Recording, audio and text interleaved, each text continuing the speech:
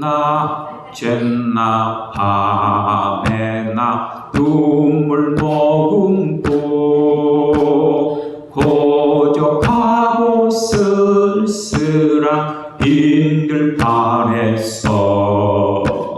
희미한 등불만 밝히려놓고 먼 하늘 이상한 구름만 떠도 신부되는 교회가 흰 옷을 입고 기름 준비 다 해놓고 기다리오니 오 주여 언제나 오시렵니까. 아멘. 선양호 목사님의 고대가입니다. 예수 그리스도 신랑 대신 예수 그리스도를 간절히 기다리는 그 목사님의 신부된 마음이 잘 묘사가 되어 있는 그러한 복음성가죠. 찬송가인데 우리 성경에 보니까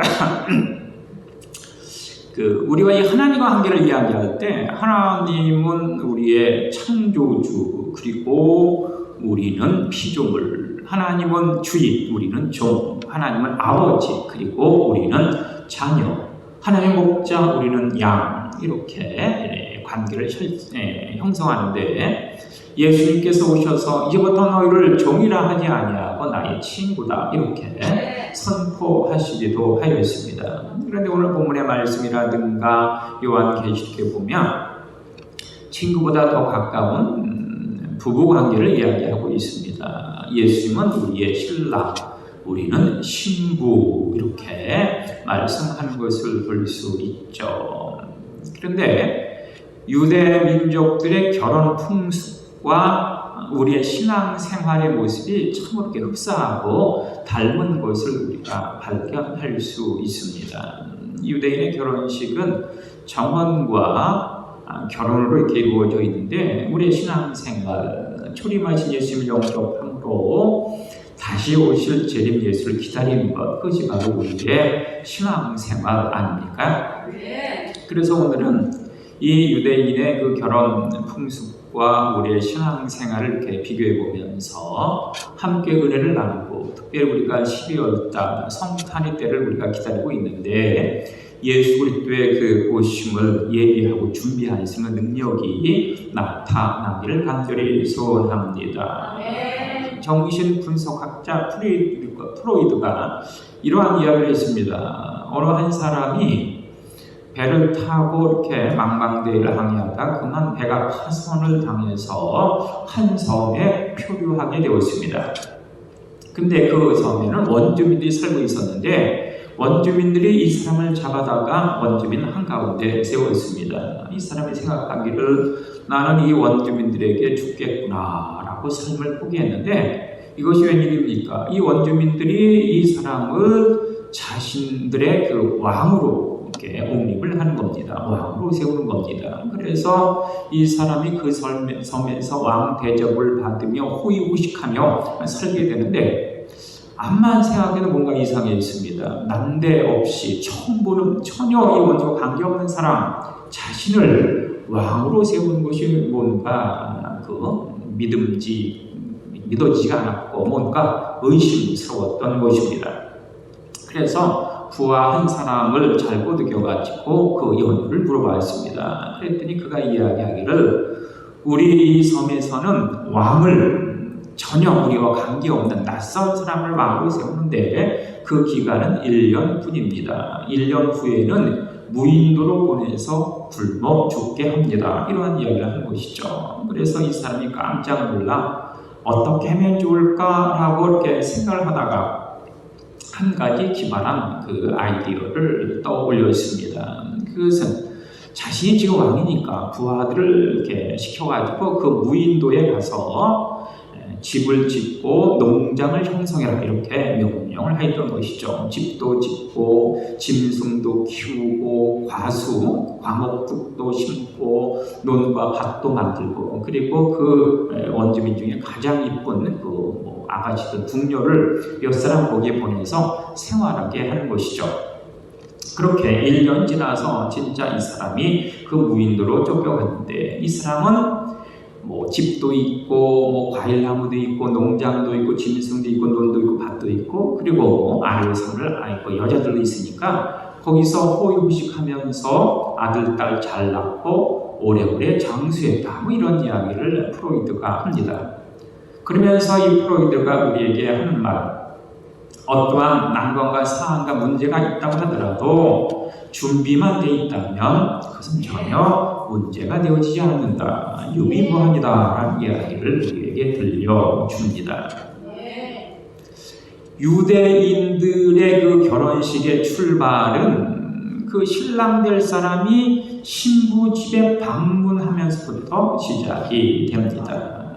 이 신랑은 신부 될 그 집을 방문하면서 결혼식이 시작이 되어진다라고 하는 것인데 예수님께서도 역시 마찬가지 아니십니까? 예수님은 높고 높은 하나님 보좌 우편에 앉아 계시는 하나님의 아들이었는데 그분이 이 땅에 우리를 신부 삼기 위해서 친히 육신을 입고 이 땅을 방문하시는 모습을 우리가 봅니다. 유대인 신랑이 신부를 얻기 위해서 신부집을 방문하듯이 예수님께서 하나님의 아들인 예수님께서 그 집을 떠나서 이 땅에 우리를 신부 삼기 위해서 오셨다라고 하는 사실입니다. 이렇게 신부집에 방문한 신랑 그 신부 아버지에게 상당한 그 금액의 지참금을 지불하죠. 일명 신부값입니다. 이렇게 신랑 될 사람이 신부 될 사람에게 신부값을 지불하게 되는 그 순간 이 신부는 이 신랑의 소유가 되는 것입니다. 그 누구도 건드릴 수 없는 신랑만의 소유가 되어진다라고 하는 것이죠. 예수님께서도 이 땅에 오셔서 우리를 신부 삼기 위해서 십자가에서 그 피로 당신의 보혈로 우리를 사셨다라고 하는 것을 알 수 있습니다. 그때부터 우리는 그 누구의 소유가 아니라 바로 예수 그리스도의 소유가 되어지는 것입니다. 그 누구도 건드릴 수 없는 예수님의 소유라고 하는 것입니다. 이렇게 신부 아버지에게 지참금을 지불한 이 신랑은 이제 신부를 향해서 포도주 한 잔을 이렇게 따라서 이 신부에게 넘겨주죠. 이때 그 신부 될 사람이 그 신랑이 건네주는 포도주를 받아 마시는 그 순간 정원이 성립이 되어지는 것입니다. 예, 제가 당신의 아내가 될 준비가 되었습니다 라고 그렇게 승낙을 하는 것이죠. 이렇게 이 신랑과 신부가 정원이 성립이 되어지면 포도주를 준 그 포도를 받아 마시게 되어지면 이들은 물론 결혼을 안 하였지만 그럼에 불구하고 한 몸이 되어지는 것입니다. 신랑과 신부의 소유가 되어지고 그 누구도 접근할 수 없는 그들만의 영역을 형성하게 되어진다라고 하는 것이죠. 예수님께서도 역시 마찬가지입니다. 십자가를 지시기 전 제자들에게 성만찬을 베풀어 주셨습니다. 예수님이 친히 포도주 잔을 따라주면서 받아 마셔라. 이는 나의 피다. 또한 떡을 나누어 주시면서 받아 먹어라. 이것은 나의 살이다. 나의 피를 마시고 나의 살을 먹는 자는 나와 하나가 된다. 저가 내 안에 내가 저 안에 하나가 되어짐으로 말미암아 내 이름으로 무엇을 구하든지 아버지께서 다 너희에게 허락하여 줄 것이다. 이렇게 말씀하여 주셨습니다. 예수님의 피와 살을 먹고 마심으로 말미암아 하나님과 예수 그리스도와 하나 되어지는 놀라운 권능을 우리가 누릴 수 있습니다. 예수님의 소유, 예수님과 하나된 자로서 그 어떤 요구가 미루 혹은 어떤 공격도 막아낼 수 있는 그런 능력의 소유자가 되어지는 그리스도와 합력하는 능력이 바로 이 순간 나타나게 되어지는 것입니다. 이렇게 정원이 성립이 되어지면 신랑은 신부에게 이 정원의 증표로 예물을 전달하게 되죠. 이 정원의 증표인 예물, 이 예물을 받음으로 말미암아 이 신부는 신랑이 집으로 가고 결혼식 때까지 그 예물을 보면서 그 증표를 보면서 나는 신랑의 신부지라고 하는 사실을 확인하고 긴 시간이지만 인내하고 참고 견디면서 기다리게 되는 것입니다.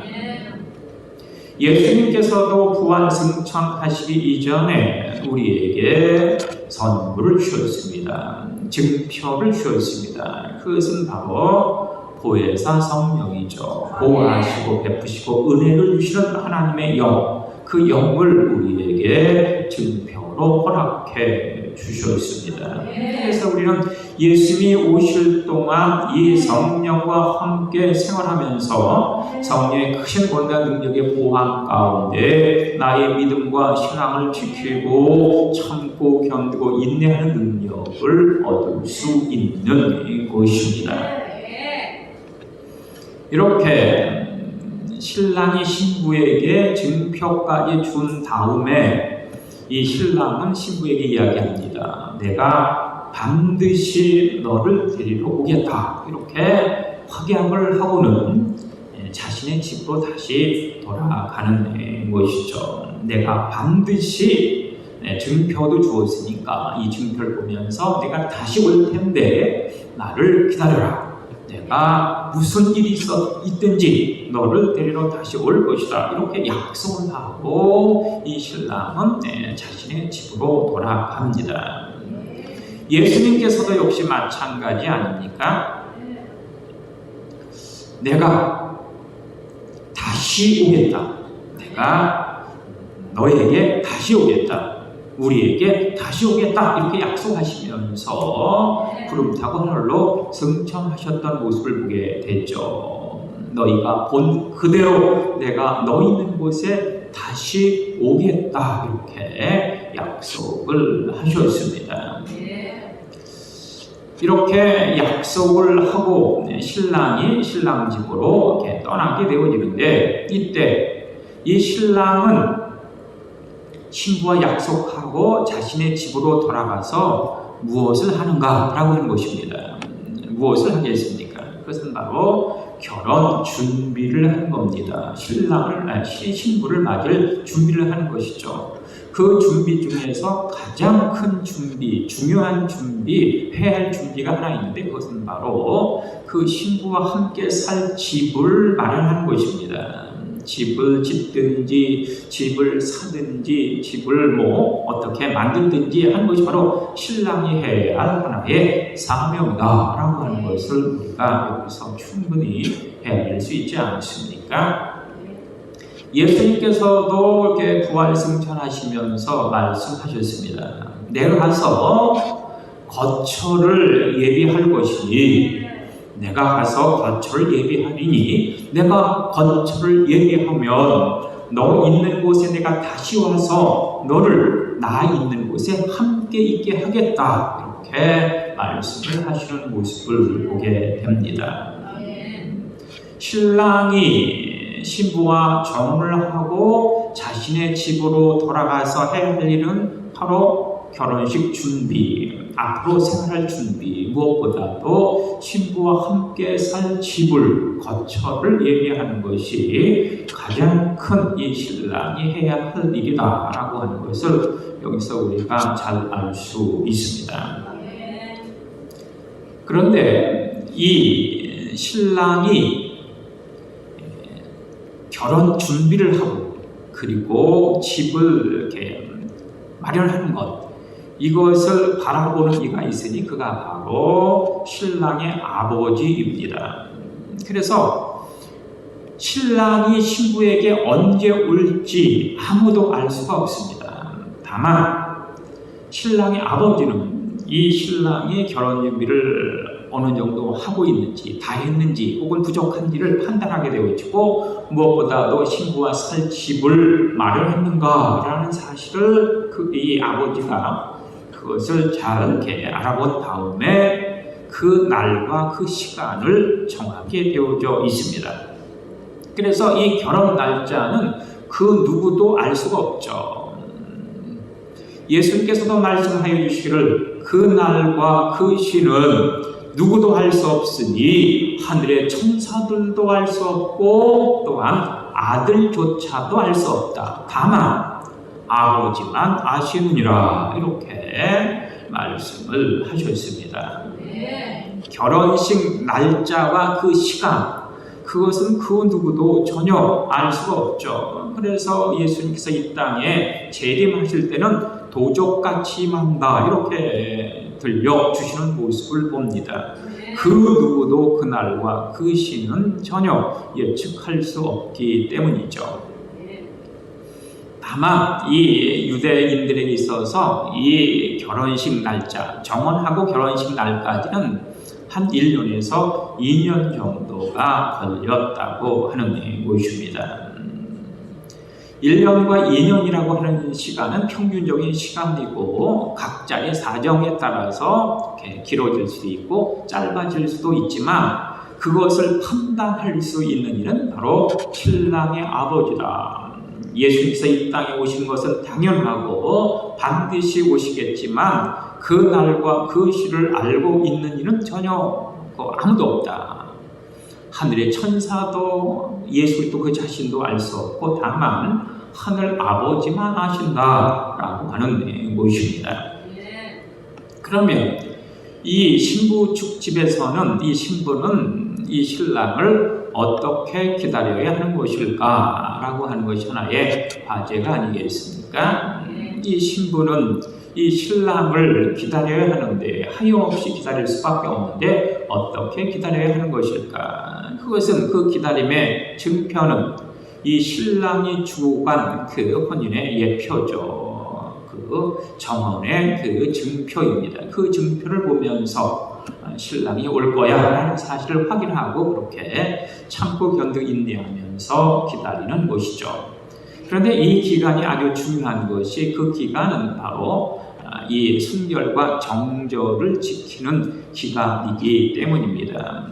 이 기간 내가 그 신랑의 신부다라고 해서 자신을 지킬 수 있는, 자신을 이렇게 보호할 수 있는 내가 신랑의 소유됨을 확인할 수 있는 그런 귀한 시간이다라고 하는 것이죠.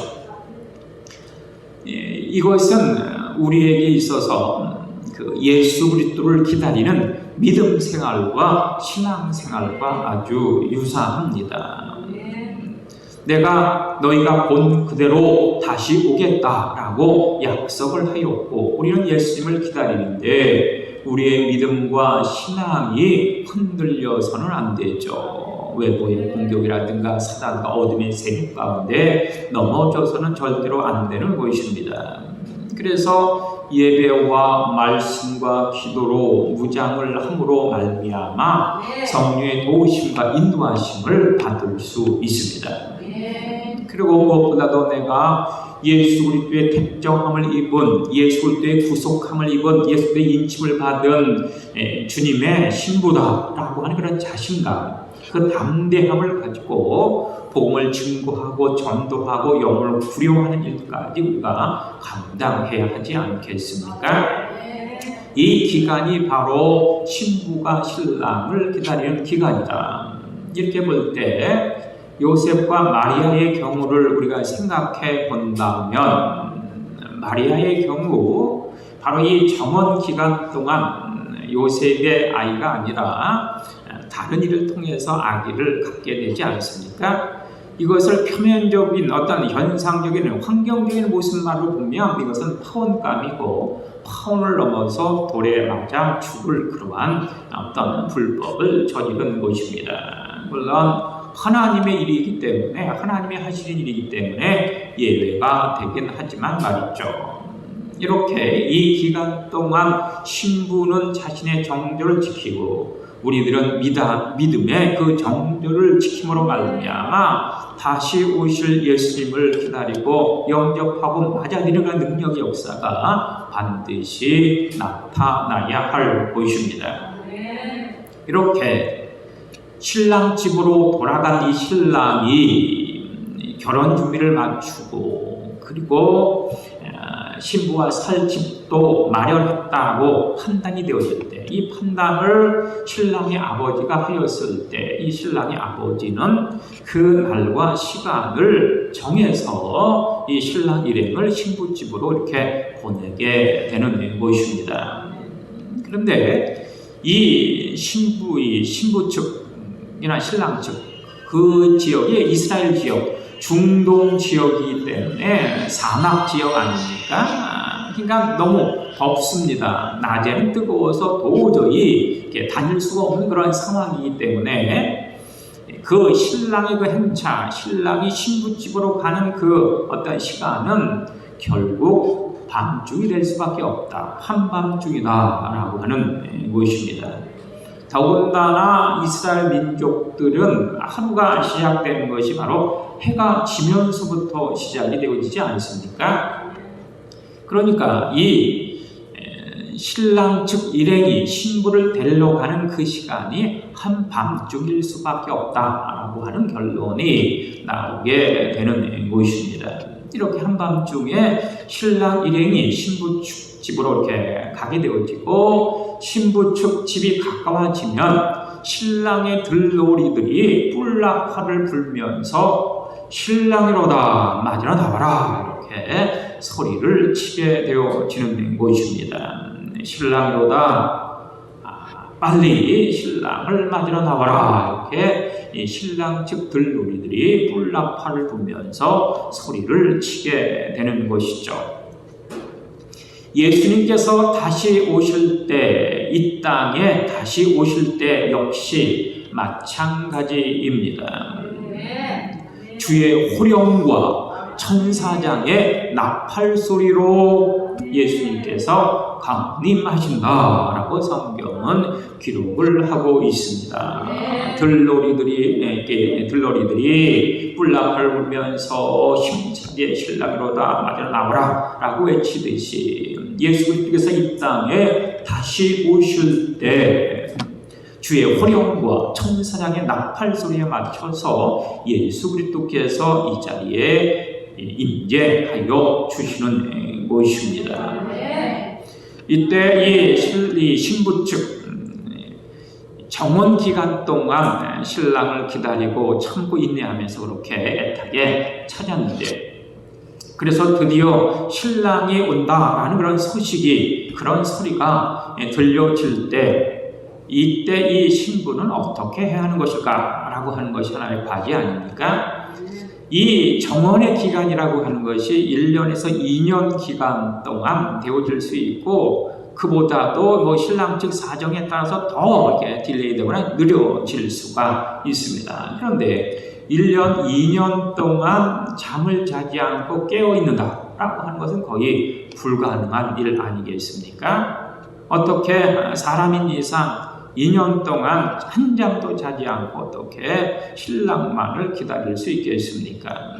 그래서 결국 슬기로운 처녀나 혹은 미련한 처녀나 결국 졸고 자는 것은 할 수 없습니다. 다 잘 수밖에 없는데, 문제는 이 자는 그 신부를 깨워줄 사람이 필요하다. 성경은 그것이 종이다 이렇게 표현을 하고 있습니다. 그러니까 신랑 측 일행들이, 신랑 측 들놀이가 소리를 치죠. 뿔락화를 불면서 신랑이로다 맞으러 나와라 라고 소리를 칠 때 이 소리를 가장 먼저 듣고 그것을 이렇게 신부에게 알려줄 사람이 필요하다라고 하는 것입니다. 그것이 바로 종들이죠. 신부는 자기 혼자지만 종들은 뭐 여러 명이기 때문에 이렇게 돌아가면서 그 신랑이 오는 것을 알려줄 수 있는 여유가 있는 것입니다. 그래서 종들은 매일 밤 돌아가면서 깨어서 인기척이 들리는가 아니면 동굴 밖에 나와서 신랑 일행이 보이는가 라는 사실을 확인하고, 만약에 확인을 했다고 하면 재빠르게 달려가서 이 신부를 깨우는 일을 감당하는 것입니다. 우리 역시 예수 그리스도께서 오시는 재림하신 예수 그리스도를 기다릴 때 바로 나를 깨워주고 나에게 조언하고 나의 이 신앙을 바로잡아주고 충고해주고 나를 독려해주고 용기를 주고 나에게 뭔가 핀잔해줄 그러한 동력자가 필요하다라고 하는 것입니다. 나 홀로 독약청청 신앙생활을 할 수 없기 때문이죠.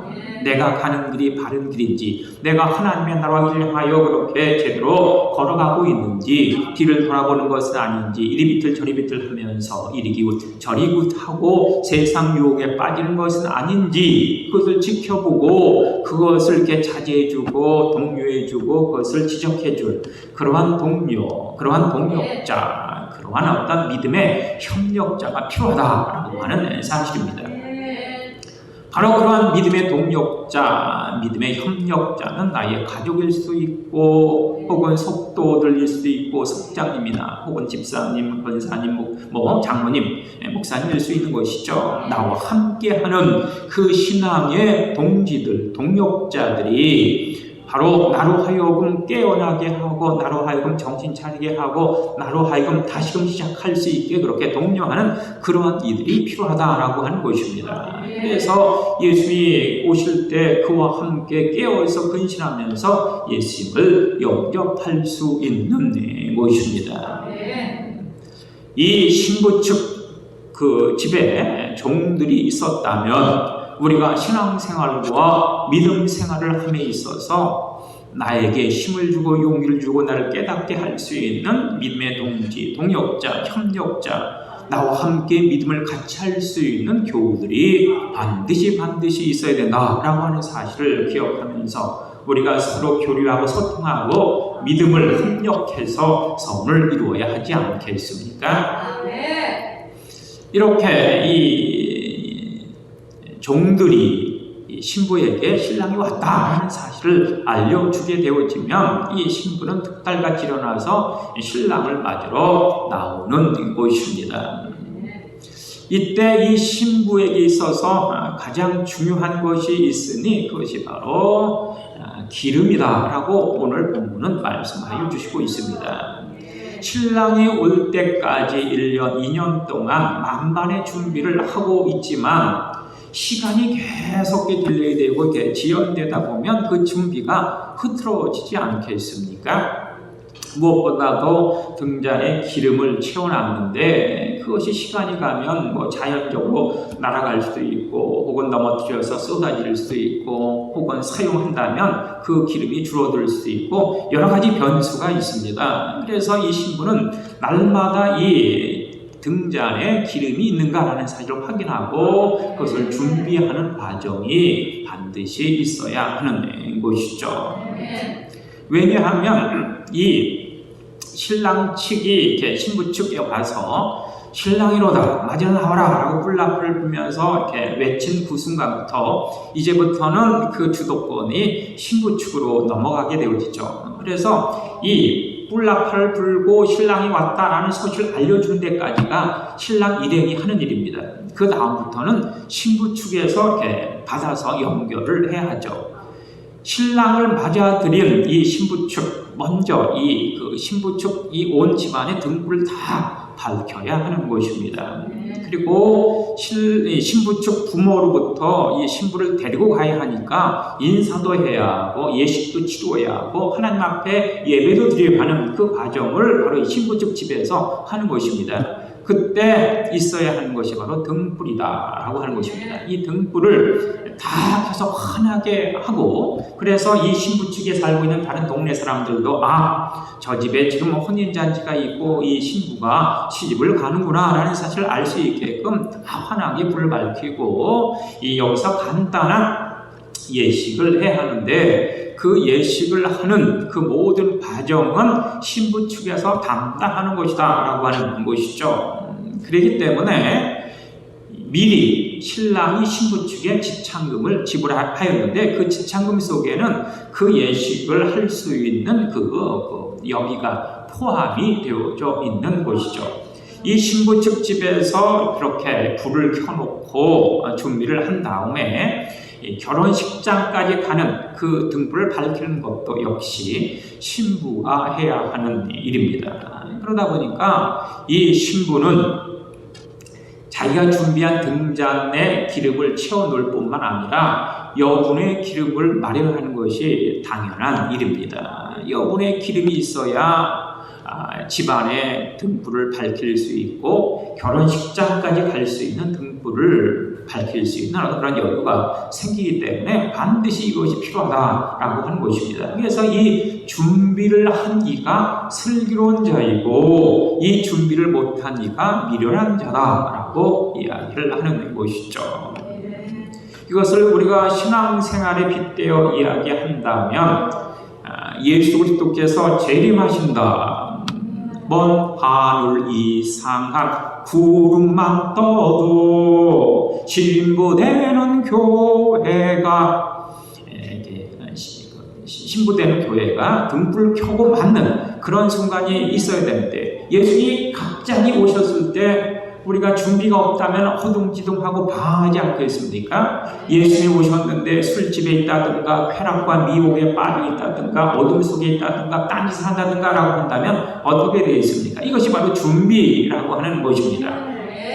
예수님이 오늘 밤 오셨을 때 내가 이 자리에 앉아 있으면 전혀 관계가 없는데 이 자리에 앉아 있지 않고 딴짓을 하고 딴 데 가 있고 엉뚱한 어떤 짓을 한다고 하면 어떻게 예수님을 맞을 수 있겠느냐라고 하는 것, 이것이 바로 기름 준비다라고 하는 것입니다. 그래서 이 기름이라고 하는 것은 예배와 말씀과 기도 생활이고 전도의 생활이고 우리의 신앙의 생활이고 우리의 믿음의 생활이 바로 이 기름 준비에 포함이 되어져 있는 것입니다. 슬기로운 처녀와 미련한 처녀의 두 번째이 바로 여기서 나눠진다라고 하는 것. 늘 언제나 항상 예배하는 자로서 말씀을 사모하고 말씀에 순종하는 자로서 그리고 주님 앞에 기도하는 자로서 있다고 하면 예수님이 언제 오듯인지 어느 순간에 이 자리에 임재하시든 간에 전혀 관계가 없지만 그것이 아니라 딴짓하고 준비가 안 됐다고 하면 예수님이 갑자기 오시면 어떻게 되겠습니까? 이 사실을 분명 꼭 기억하고 이 준비하는 작업이 바로 우리의 믿음 생활이고 신앙 생활이다. 결국 미련한 처녀는 이 신랑의 어떤 그 결혼 대열에서 탈락을 할 수밖에 없고 준비된 자, 슬기로운 자만이 신랑의 대열에 참여함으로 말미암아 결혼식장에 하나님 나라에 도달할 수 있다라고 하는 것, 이것을 우리가 분명히 인식하시기를 바랍니다. 그런데 여기서 우리가 예수님의 초림과 예수님의 재림의 구분점을 한번 확인해 볼 필요가 있습니다. 예수님의 초림, 예수님이 이 땅에 오셨던 첫 번째 크리스마스 성탄절에는 바로 예수님은 마을 구유에서 태어나셨습니다. 초라한 마을 구유에서 예수님이 태어나셨다. 그런데 다시 오실 예수, 재림 예수는 초라한 마을 구유가 아니라 구름 타고 오시겠다 이렇게 말씀해 주시고 있지 않습니까? 구름 타고 오시는 예수님, 마을 구유에 초라하게 오시는 분이 아니라 아주 화려하게 구름 타고 오시는 예수님이 바로 재림 예수다. 또한 초림 예수는 사람들에게 멸시를 받는 대상이었습니다. 그런데 재림 예수께서는 멸시의 대상이 아니라 전혀 듣도 보지 못한 아주 귀하고 아주 특별하고 아주 존경스러운 그런 모습의 대상으로 이 땅을 찾아오신다. 구름을 타시고 아주 화려한 모습으로 이 자리에 임재하시는 예수님을 우리가 발견할 수 있습니다. 또한 이 초림 예수, 그분은 고난의 종으로 찾아오시지 않습니까? 그래서 온갖 고난과 역경과 그런 모든 쓰라림과 아픔을 홀로 담당하셨는데 다시 오실 예수님 재림 예수는 영광의 주로 찾아오신다라고 하는 것이죠. 고난과 역경의 종의 모습이 아니라 영광의 주인의 모습으로 찾아오신다. 또한 초림 예수는 결국 고난과 역경과 아픔을 당하시다가 십자가에 피 흘려 돌아가셨습니다. 아주 비참한 모습으로. 그런데 재림 예수께서는 면류관을 쓰시고 세마 옷을 입으시고 그렇게 이 땅에 임재하시는 모습을 우리가 알 수 있죠. 그리고 초림 예수는 결국 죄인으로 십자가에 달려 돌아가셨다면 다시 오시는 재림 예수는 왕으로, 우리를 다스리는 왕으로 이 땅에 오신다라고 하는 것입니다. 우리가 이 12월 탄생하실 예수 그리스도를 기다리고 있는데 우리가 기억하고 있는 그런 어떤 부정적인 의미의 혹은 고난과 역경의 의미의 그 예수 그리스도를 우리가 영접하는 것이 아니라 구름 타고 오시는 아주 귀한 모습으로, 특별한 그 모습으로 멸관을 쓰시고 그리고 세마포 옷을 입으시고 우리를 다스리는 왕의 모습으로 오시는 그 예수님을 우리가 준비함으로 말미암아 영접할 수 있어야 할 것이죠. 그래서 우리가 주님과 더불어 우리에게 주어진 삶을 살아감으로 말미암아 잃어버린 애들을 회복할 수 있는 능력이 충만하게 나타나기를 간절히 주의 이름으로 축원합니다. 기도하시겠습니다. 주님 감사합니다. 우리 사는 모든 지난 가족들 기억하시고 아기 예수의 탄생을 우리가 기다리면서 동시에 다시 오실 예수 그리스도를 우리가 예비할 수 있도록 주여 도와주옵소서. 구름 타시고 오시는 아주 특별한 나의 주인 되시고 영광 되시는 멸관을 쓰시고 세마 옷을 입으시고 나를 다스리실 그 예수 그리스도를 우리가 영접함으로 말미암아 우리에게 주어진 내일과 미래와 꿈과 비전의 삶을 살아갈 때에 애들의 놀라움과 능력이 충만케 나타나기를 간절히 소원합니다. 주님이 도우시고 인도하시고 온전케 우리를 친히 변화시켜 주옵소서. 예수님 이름으로 기도합니다. 아멘.